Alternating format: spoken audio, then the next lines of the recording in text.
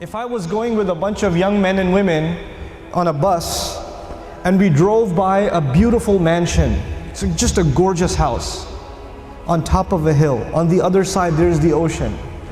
Just an absolutely beautiful, stunning house.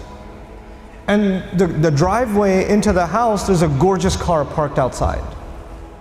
And on the back of the house, there's this incredible backyard and a swimming pool and all of it. I mean, whatever you can imagine is there. It's like it's a piece of Jannah on earth. And you see the guy walking into his house. We're driving on this bus and we see this guy walking into his house. And I asked these young men and women, do you think that guy's successful? Do you think he's successful? Overwhelmingly, what is going to be the response? Yeah, that's pretty successful. And the guy, look at him. Look at what he's accomplished in life. That's a pretty successful person. Okay. When you take a picture of someone graduating from college, they're shaking hands with the president of the university, they're being handed their diploma, and somebody asks you, you think that's successful? What are people going to say? You know, it's going to be Muslims and non-Muslims. Everybody's going to say that that is a kind of what? Success. When somebody gets a job, is that a kind of success? Sure.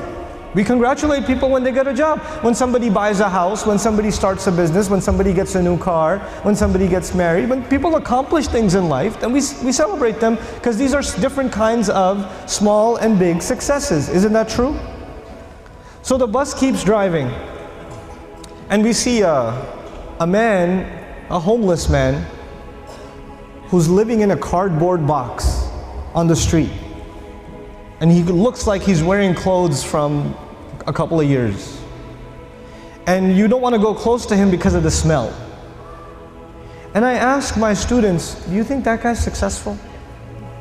What do they say? They say he's not successful.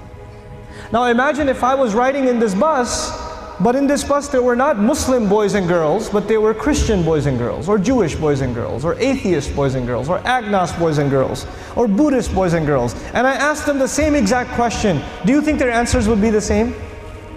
Yep, their answers would be the same. That's the problem. The problem is the way we think about success and the way we think about failure. For Muslims, it's supposed to be different.